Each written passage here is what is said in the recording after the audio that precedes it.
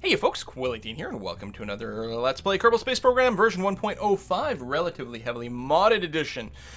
We are going to try to go to Minmus today, and this is the design I have come up with for that. Now, if you are trying to follow along here, with a bit of a tutorial type of feel, obviously a couple of things might be a bit different here than what you are going to have to do for your own personal Minmus lander. First of all, I do have a few modded parts. For example, the universal storage containers here for the science, a very handy way to keep all that nice and tucked in. Some of these things are extra noms and supplies and stuff to keep our Kerbals alive. I'm using some procedural tanks just to get the exact size that I want, but that's not particularly difficult. I have used some asparagus staging here on the outside, so the fuel from here will drain into this one. So as the engines are burning, any fuel that gets burned from this one is constantly going to get topped off from this one. Like from here to there, which means this one's going to empty first, which means quite early on we'll be able to decouple it and shed some extra weight, which is going to be great. I mean, yeah, one less engine, but a lot less weight as well, which should be okay. And the same thing, actually, this one here is also feeding to the central core, so at some point this will also empty. I'll be able to decouple it, and then I'll still have the middle bit there that's got a full tank. Very efficient way to go. We got about 6,000 delta V in total over here, which should be more than enough to get to Minmus and back. Cross our fingers. Our actual lander over here has a total delta V of about 700 meters per second, which should be plenty to land on Minmus and take off and return, assuming I don't screw up too badly. It's got a Terrier engine underneath here, and here's the gas tank for that. Now, why do I have this at the top? Well, it's because I have set up a personal rule for my game here. My first personal rule that I always play with is that all spaceships must have a pilot. I assume engineers and scientists can, they can fly planes or do recreational stuff or whatever, that's not. But for an actual space mission, whenever possible, whenever it, makes sense within the context of things, I will have a pilot to actually fly the mission. But I've also gone, in light of our more recent flyby of Minmus, I've gone and made a new agency policy that all missions outside of just orbiting Kerbin itself must include an engineer. So I had to double stack these. I do have one module that can fit 2 people over here. I've got the Mark V Scout Command Pod. This is from the UKS, the colonization mod. And it's actually a lovely thing. It's got double the reaction wheels, lots of battery power, really, really wonderful little module there. But the problem is, it's a 2.5 meter module instead of a 1.25, which is what everything else is here.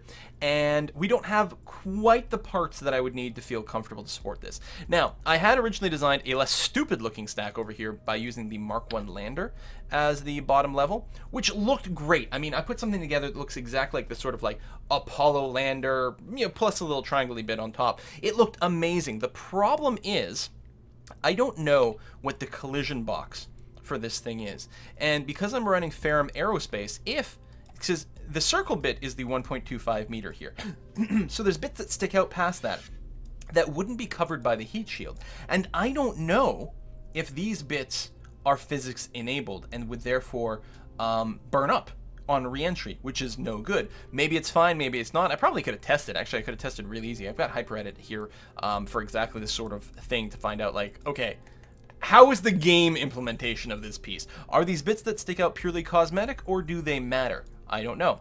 But in the end, I was like, you know what? It's okay that everything looks a little bit derp, right? So we've got 2 command modules stacked one on top of the other. The pilot is in the top one. Our crew for this mission will be Michael 6800, and I'm also bringing my only engineer that's got at least 1 level, because hopefully that will enable him to repair some stuff. Soon we'll have to run a sort of a big space bus mission where we just load on tons of engineers in the back and give them a little bit of a flight of the solar system to give them enough experience to get to at least level 1, if not level 2. Definitely possible. But there you go. So this is the lander. It's also going to be returning to Kerbin as is, like this, which actually, no, wait, no. Right here, it's going to decouple. It's got a heat shield underneath it. So we've got a trio of parachutes here, which I think should be more than sufficient to slow down everything here. We've got, these are extendable solar panels, and we've got a couple of static ones. I'm bringing these home just to save a little bit of money, although they do add weight. These are the kind that can retract back in. Usually, I just bring me the ones that expand once, and that's it. It's a one-shot deal, but we're going to have those out there. And there's our landing. This is going to be a bit tall. A tall configuration like this can be a little tricksy on Minmus because, first of all, it's relatively bumpy. It's hard to find a flat spot. And because it's got so low gravity, that makes a lot of things easier, but also means you have a bit of a tendency to bounce off the ground a bit, and it can be hard to stay stable. So I'm going to cross my fingers that everything is okay here. One advantage to having 2 of these control pods is they do have basically double the reaction wheels. They don't have a huge reaction strength. They've got 5.0 strength. Compare that to the Scout over here, which is 15, right? But it is quite a bit bigger as well because it's 2.5 meter. I'm tempted to give these guys either a small inline reaction wheel or actually maybe I should throw on some RCS. Awkward part about RCS here though is that they would all be kind of slanted, right? Because of that, I mean, I could rotate afterwards. I don't know. I think I've gone and I've actually pulled out the monopropellant from both of these to save a little bit of weight. I'm going to assume we've got plenty of reaction control here for that. Probably it's fine, although it certainly would be easier with RCS in the future. And that's it. So we have the main ascent stage over here with a little bit of asparagus staging. This is our trans Minmus injection stage, which has a Terrier engine here, so that's made to run in space, and then we have the other Terrier engine over there, and then we return with just this back home. Hopefully that's okay. Some of these bits might stick out a little bit past the heat shield. I'm hoping that we don't have too many heat problems. But anyway, without further ado, let's go and launch this bad boy. It's possible, we've got some new science experiments, it's possible those are going to be some science to do on the launch pad, in which case I might be tempted to do that and then just reset up the launch immediately afterwards. It is worth noting, since we're not bringing our experiments back home, when we leave Minmus and we're on our way back to Kerbal, we will have to EVA and collect that. I did get a lot of science that unlocked a lot of extra stuff from the last mission, which was a flyby of Minmus and the moon. That actually ended up being really sexy. It was only supposed to be a flyby of Minmus, but on the return from Minmus, I was able to just tweak my path just a scooch and do a really nice flyby of the moon. So I got a little bit of science that I'd missed the first time around in the moon, and I think I completed an extra contract. Had some extra money, which allowed me to upgrade my my science building so that I can get science past 100, but also upgrade my the science building upgrade was also important because it allows us to take soil samples. Now when we walk around in Minmus, we'll be able to get extra science from there. Hopefully I've got sufficient number of struts. I don't actually know for sure. We're going to hit T for stability assist. We're going to hit Z to go to full throttle. We are going to kiss our butts to goodbye. Let's take a look at our staging just 1 second. We've got that. Outer asparagus, inner or secondary asparagus. Drop the first descent stage. Light that engine, drop the trans Minmus injection stage, light the lander stage, decouple the re-entry, and launch some parachutes. Actually, I'll do the thing I like to do where I split the parachutes into 2 goes, so that just on the off chance I release the first one and it rips off, I'll still have extras left over, and hopefully enough for a soft landing. So let's go ahead and do a quick save before we launch, make sure there's no Kraken issues, but I think we're okay. SES turned on, full throttle, and go. I'm going to throttle back just a scooch here because we do, with a 1.6 thrust to weight ratio over here, we will start to hit atmospheric issues. I'm hoping these legs over here aren't too much of a problem on ascent, but that's one of the reasons we're going to avoid overly aggressive atmospheric effects because I don't want those to tear off. So when we hit our 100 meters per second, as per usual, we will go ahead and just pitch over to about 10 degrees going eastwards. That way we get the gravity assist of the planet, basically, the rotational assistance, easier to get into orbit that way. So we're going to do that. Also, swinging in this direction is the correct direction to orbit Kerbal to most easily intercept the moons, basically. Oh, this is very loud, isn't it? Let me go and bring down some of my OBS sounds, because I think that was a little bit on the loud side. I'm not sure. Okay. We are going to be dropping our first asparagus stage soon. When you drop your asparagus stage or do any staging on the side, do make sure you can go prograde from here while you're in surface mode, or I'm just going to use MechJeb here. I'm going to be in surface prograde. I'm going to be pointing directly in the direction that I'm moving in. And the reason for that is it reduces the chance, because if you're tilted compared to the direction of the wind and you separate like that, there's a chance that the bits will smash your spaceship. So always face prograde when you separate that. We are a little bit off of the easterly track, which isn't the end of the world because we're going to be off of where we have to be for Minmus anyway, but we are making life slightly harder for us. So I'm keeping it on the surface prograde here, which is the same thing as being in surface mode on your nav ball and using the normal SAS and hitting prograde. So if you don't have MechJeb, you can still do that. And I'm just hitting a little pitch here to try to change atmospheric pressure scans. We'll go ahead and keep that. I'll have to remember to retrieve that data with an EVA before we get to Minmus. I mean, there's no atmosphere on Minmus, but I think you can still do atmospheric scans on the planet and then confirm, like, yep, no atmosphere. I don't remember for sure. How are we doing? We are actually good. Our time to apoapsis is climbing. We can actually throttle down just a scooch, I think. There we go. It is still climbing, but a little less aggressive. Our speed is climbing very quickly. We actually are going to start to get some atmospheric effects soon, so I'm going to go ahead and throttle down to about 2/3. Apoapsis is still climbing. Not apocalyptically fast, but it is. Let's drop a little bit more. I mean, the more we drop this and the slower Apo climbs, the flatter our orbit will look when we do get into space, and the easier circularization will be. The downside is it's a little bit more tricksy to do this, and we're spending more time in the atmosphere. Okay, I don't have to be surface prograde anymore. I can definitely go orbital prograde. It's thin enough now. I'm not worrying really about the angle of the air quite so much. But the downside is it is actually a lot easier if you just go straight up. It's less efficient, but it's a lot easier, a lot safer. You're less likely to pitch over too much or too little and be off of your prograde and therefore have your ship shake apart. So we have a massive excess of delta V, but no such thing as too much overkill, especially not when you're playing Kerbal Space Program. Alright, let's knock that off. And yeah, no parachutes on those things for recovery. We could have probably recovered all 4 and saved a little bit of money, but just wanted a little bit more simplicity here. At this point, okay, that is still growing. Time to apoapsis is actually frozen. It's not going down, so I'm not feeling the need to throttle up. I think our angle is going to be improved quite a bit by doing this. Actually, the time to apo is climbing a tiny bit, but that's fine. That's all right. It's not like I'm necessarily looking for the most minimal type of orbit here. Ultimately, my orbit is going to be as big as Minmus's orbit. So, this is good. This is great. Very satisfied with this so far. So, our apoapsis is going to be above 70,000 at very least, so we will enter space. And of course, we'll enter space when we're 70,000. And our stage is going to run out in about 30 seconds, which is fine. And also, if we go to the map here, like, look how flat and nice that is. Very, very good. Time to apo is climbing here. I will continue doing this with the slow burn. Once this hits about 100, I'll actually cut off the engine proper. I like having the engine still going on right now, especially while we're still in the atmosphere, because the engine's gimbal, and they're the major part of our steering, especially in the atmosphere, where you could be getting buffered by various winds and whatnot. And once we're out in space, the reaction wheels are going to, even if they're slow, it doesn't really matter quite so much. So, there we go. We're about to cross into space, and we're about to hit 100,000 for our apoapsis, so perfect timing for us to just kill that. Okay, right, the soil moisture scan. When I initially put this on, I thought it was something you ran on the planet, not in orbit, but apparently it is here. And, oh, we can transmit the soil scan for max money, or max science. We may as well do that for convenience. So I'm going to recover, I'm going to save the particle analysis, and I will recover it. I think it is reusable, unlike some of the other things. But we will go ahead and transmit that. Now, it is a little tricksy here. So, first of all, we're going to circularize before we do any EVA, because we still have that to do. We are closing in our apoapsis relatively soon. We're pointing the right way. Not enough electric charge.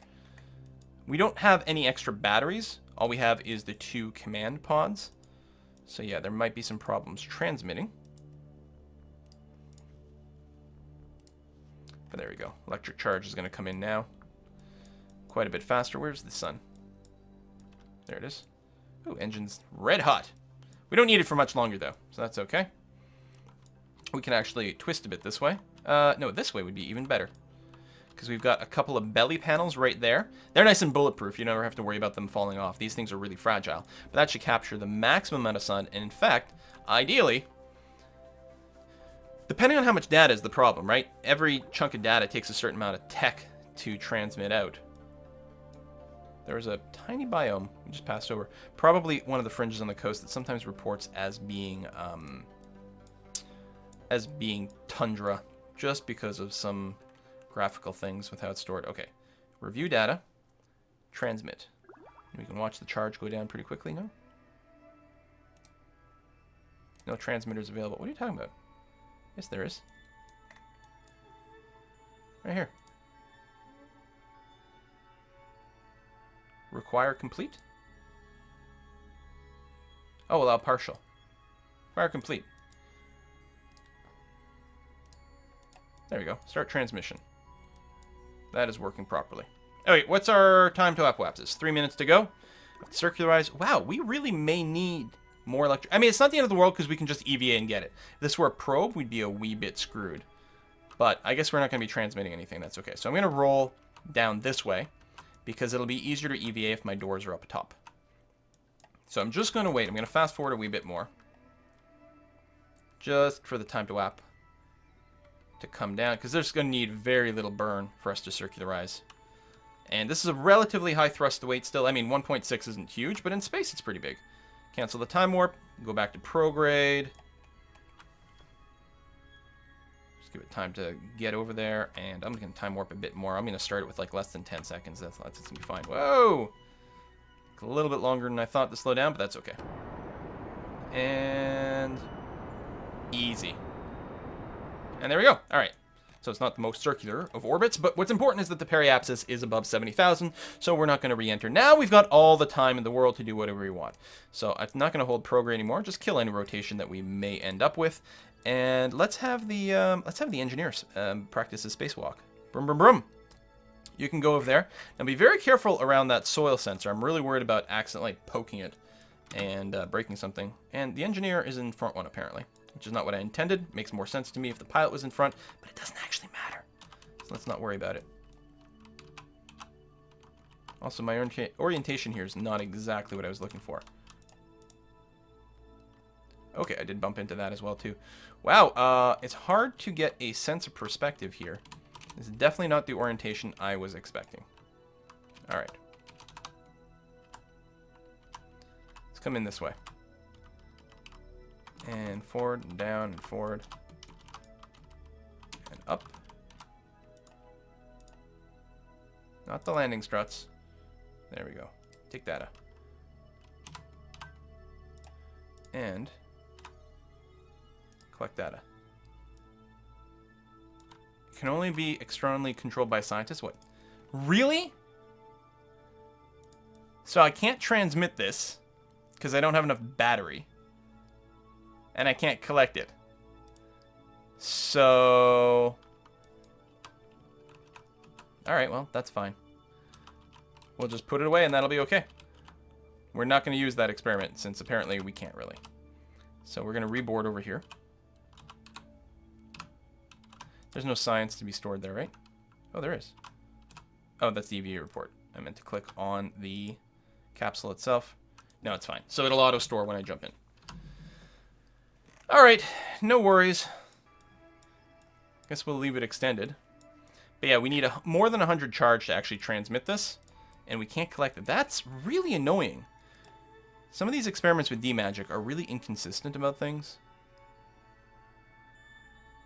Oh, wait, hold on.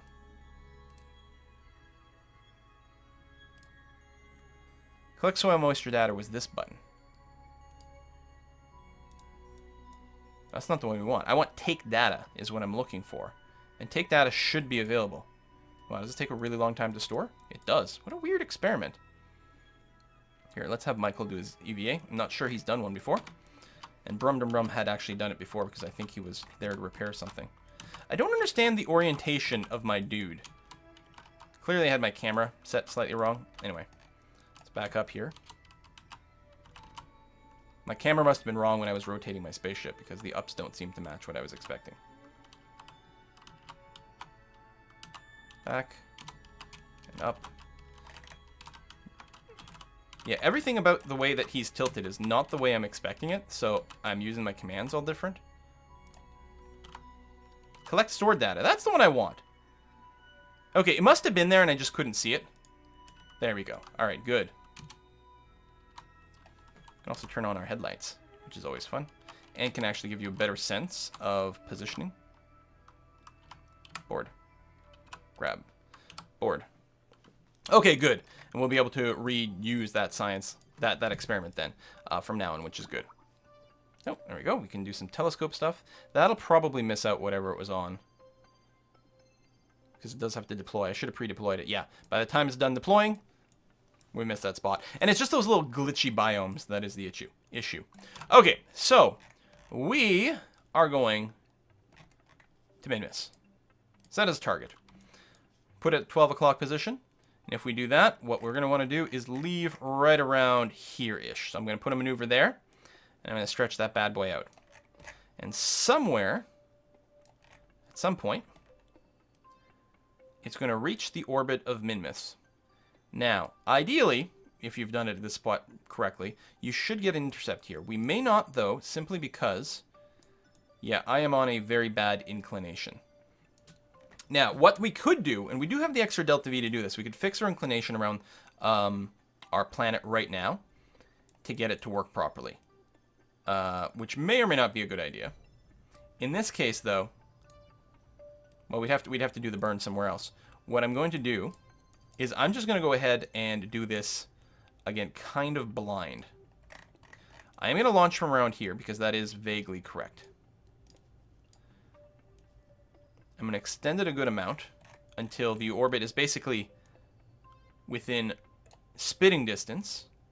The apoapsis is sort of vaguely within the area near Minmus. We're going to do this. We're going to go out a little bit over here, and then over here we're going to burn normal to raise our orbit, and that should be a lot easier in the delta V and should get us an intercept. We'll just have to change a bit. But yeah, ideally you have your orbit here on the proper inclination. I guess I could probably just go ahead and do that. We're going to be hitting, we're actually a descending node right now, but I want to know what the delta V is, so we're going to do it the ascending node. So the ascending node, I'm climbing up through the plane. All right, the yellow plane, I'm crossing up through it at this point, so I want to burn anti-normal, basically burn down, to try to make it equalize. So that'll be 380 delta V. It will put us in the proper inclination, and it'll make it a lot easier to calculate an intercept. But if I do what I was talking about, and just sort of on faith, go around here, add a maneuver, stretch it out, where here burning prograde is very efficient because we are near a planet, near a very low periapsis. Pull it out to approximately where Minmus will be, and then do a normal burn or anti-normal burn here. Actually, that'll be normal around here. It should be cheaper to raise our path. So around here, maybe even here. Hopefully that'll work. What could possibly go wrong? So let's go ahead and we're going to do a time warp. So we're going to quick save first. We're going to time warp using the alarm clock just to make sure we don't overshoot it. It'll automatically untime warp us when we get near our node. And we're going to, yeah, that's going to keep happening. And that is so frustrating. Oh, we got one. See, we got these little tundra bits is what's going on here. I bet you I can transmit that one, although my power's going down right now, so I'm not going to do that because we were in the shade. I will try to retransmit later on. We'll probably never get the EVA one, though. At some point, we're going to have to send a ship that actually goes over the tundra to take those out properly. It's these one little pixel glitches in the biome map.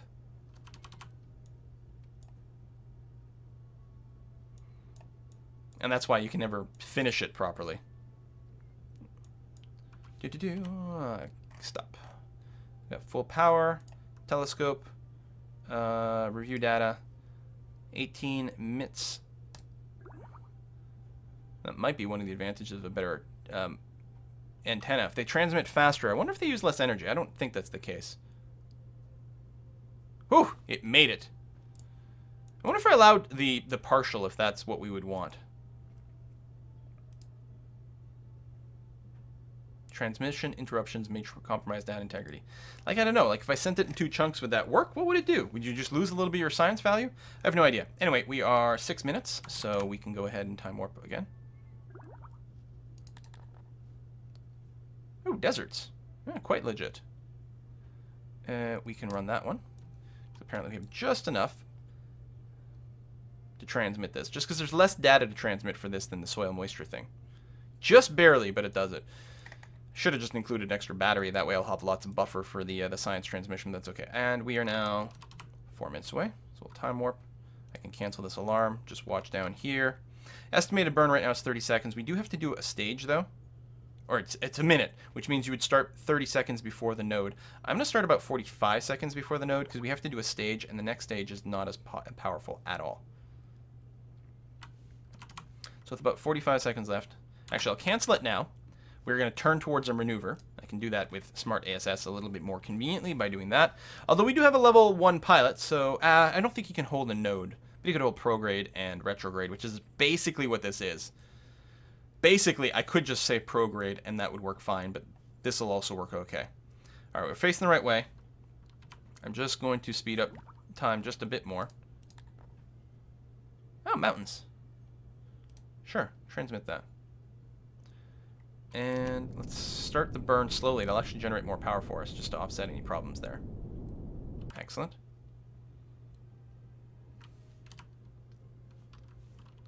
Okay, this is where I'm going to start it. Just about 50 seconds left, so I'll go to full throttle on this. Finish this stage out. 2 seconds, 1 second, 0, flame out, decouple, and go. So, thrust to weight is a lot lower here. We've got 2 minutes left to burn with this stage, but that's going to be perfectly fine. Good roll here. Just to expose more solar panels to the sun, just to make life a little easier if I do want to transmit some more, although we're pretty okay right now. I don't think any of these have data right now. Nope. Nope. Oh, we do actually, the pressure thing. That's right, because I captured it within the atmosphere, so we're going to have to go and collect the data from that and basically, effectively reset it.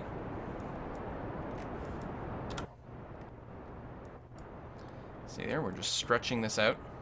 It'll take a while. It will speed up. The apoapsis, the further out it goes, the more quickly it will grow relative to what we're seeing here. And yeah, we're going to do this. I might actually cut it just a little bit short of the planned burn because I am going to be adding a little bit more just oomph to the system in one way or another with my burns over here. And I'll probably combine a normal burn with a bit more prograde to actually meet up Minmus here. But we're going to do that once, certainly where apoapsis is going to want to be out here, and we're going to want to confirm that we're not hitting the moon at any point. 200 delta V left to go.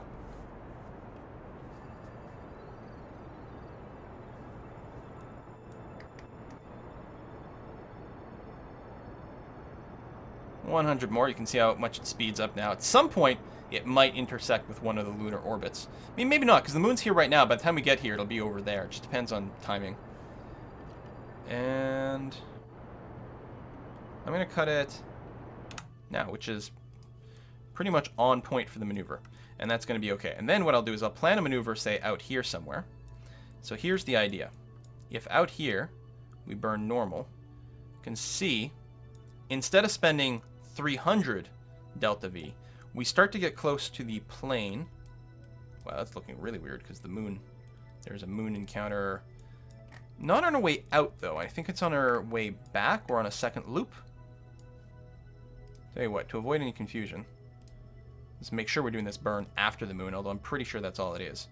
But again, my point stands that you need a lot less delta V over here. We're not actually going to be in the same inclination, though. We are going to be coming at it a wee bit crooked, but that's okay. Yeah, well, if we're doing the maneuver here, clearly this is a moon hit on a future run by, so that's fine. It's just a little bit confusing. We definitely need a little bit more prograde over here. So maybe we're hitting the moon first. There we go. And we do get an encounter with Kerbal over, or with Minmus over there. So this is the least amount of oomph I can give it to give it an encounter with Minmus. Usually I would like to finish this burn. Look at this, 54 meters per second. It's not that bad. Usually I'll finish this. It's worth potentially, and then usually I do it and then I look at where we are and I make further adjustments. That way we've at least got it. It can be very tricksy from this far out to make adjustments and not screw up your approach too much.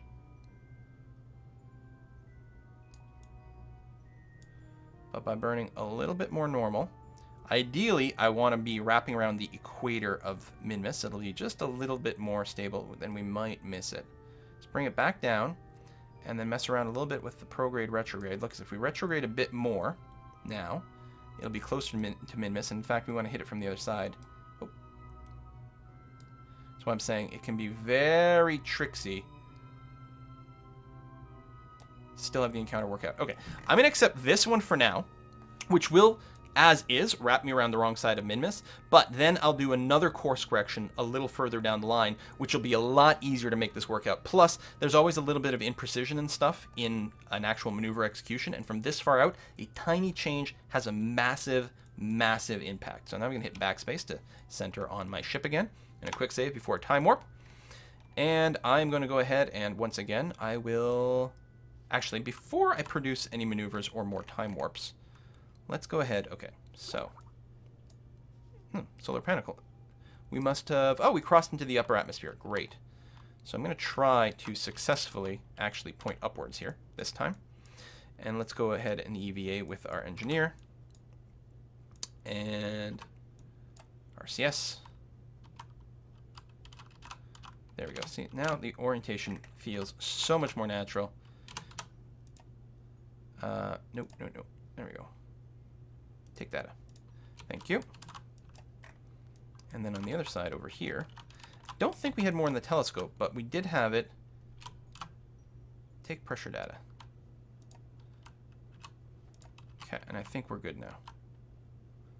Engineer goes in the front one, right? Try not to run into the solar panels. They're super squishy. It's very easy to shatter them. We do have backup solar panels, which is good. Like one on the other side, but also the flat ones, which are basically bulletproof. Board that. Oh, there we go. We can do another atmospheric pressure scan. So let's do that. So interesting. We can do that from upper orbit, which is neat. Let's pop out and collect that data. Space to let go. R to RCS.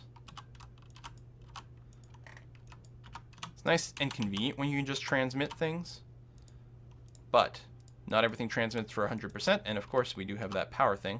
But even if it weren't for the power thing, we would not be transmitting this because we would like to save 100% of the data. Grab and board. Okay, and save, and then bring us to our maneuver, please. We are going to get a tiny, tiny, tiny intercept with the moon here, which is neat, and I think might actually give our Kerbals a little more XP. Oh no, that's on the second pass. Okay, that makes sense. That's okay. If we complete this maneuver, theoretically, that'll happen, but it won't because we're going to modify our course a fair bit after we plot our actual Minmus encounter. So this is a relatively minor burn, only 63 delta V. With our low thrust to weight, that we've got a fair deal of precision here. So that's not too bad. The other thing I can do is derate my engine, which will give us even more precision. So we'll do that, because right now it's estimating a 7-second burn, and it might be hard to get spot on. So I'm going to cut this in half. We're going to tell Smart ASS to just point to the node for us. Thank you very much. It's very convenient to do that. So probably at this point it's going to be a 14-second burn. So I'll probably start this when the time to node is at T-minus 7 or even 6 seconds. So I'm going to slowly time warp over here. Just scooch it up. A little bit more. Okay, whoa, whoa, whoa, whoa, whoa, whoa, whoa. And so a little bit late, but it doesn't really matter.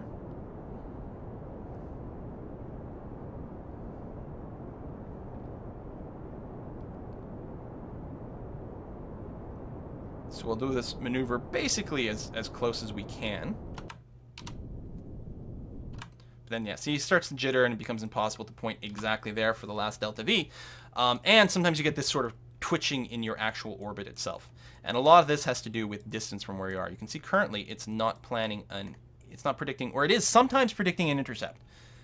That will smooth out if what we do is we just do, I hope that's the right click. I did quick save before I warp here, because if you click on the wrong line, sometimes it sends you flying, but just going to advance.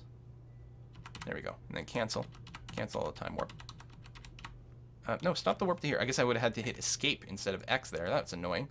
Because I would have wanted to do a corrective burn a little sooner than this, but it's hardly the end of the world. We're going to plan a maneuver here, which is actually in 1 hour. That's the scale that we're dealing with here. It's quite huge. We're going to do that, and then what we do is we find Minmus, the actual Minmus, not our encounter. We focus on Minmus. That lets us see exactly what we're doing. And then we click on our maneuver, and I say, listen, what I want to do here is I want to encounter Minmus on the other side. I don't think prograde and retrograde is going to be the way to do it. I think instead, some radial, anti-radial. Yeah, that's going to affect a few things a little bit not the way I want. Let's actually do a little bit of normal, anti-normal stuff. Try to get a little bit more equatorial here.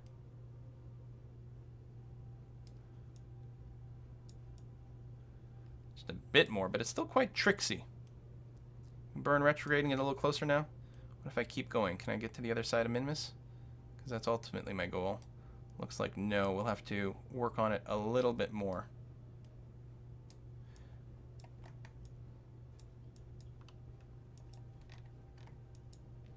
We're coming at it at such a wonky angle that that's a real problem going on here. I really should have matched inclinations perhaps around Kerbal. If I do this, can I wrap to the other side? Because that happens.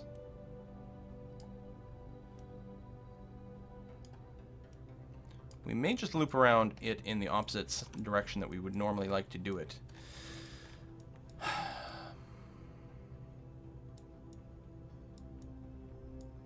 Which is really unfortunate. Alright, well, we're not going to do this course correction. What we'll do is we'll wait a little sooner. We're still getting a lot of twitchiness, which is not good. So we'll try again a little bit closer.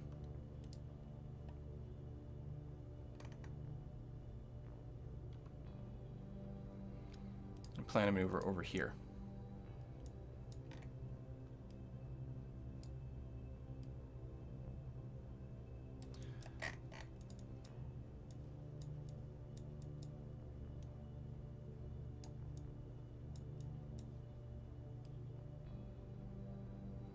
Now we're talking. There we go.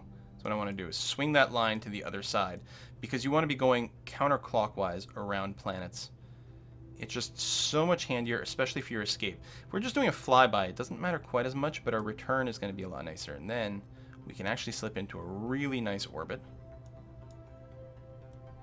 If I bring this down...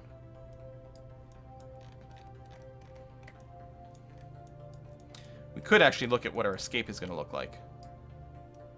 Right? It doesn't really matter what our escape comes back in. In fact, I actually might want to plan on slingshotting around Minmus. Why do I care about the equator of Minmus? If I do this, I'll get a slingshot that might allow me...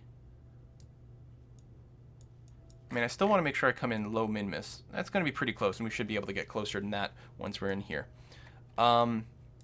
If we leave sort of going upwards, we might be able to swing above the poles of Kerbal. Like, I might intentionally be entering a non-planar sort of orbit here. I don't know. Should probably just do it standard and then later on do just a Minmus thing, or a Kerbal thing. So, you can see here, I can make my orbit. The yellow line is my escape, the direction I'm going to escape from. And that's looking better. And, again, here, we're going to come around from the right side of Minmus, which is the way we want it. We will want a little bit lower than that, but let's lock in this maneuver, and then we can tweak it to try to bring it a little bit lower once we've successfully completed this.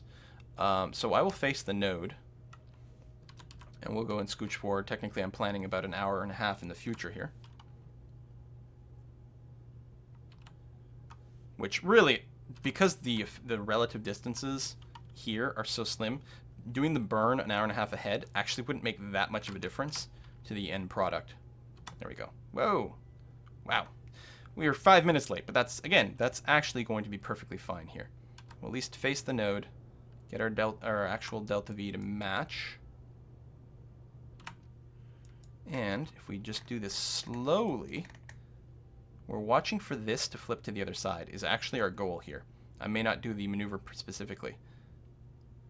Just keep watching and speed up a bit more. At some point, we're going to hook into the other side.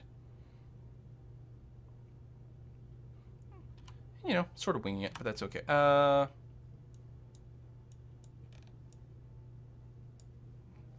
that 2 encounters?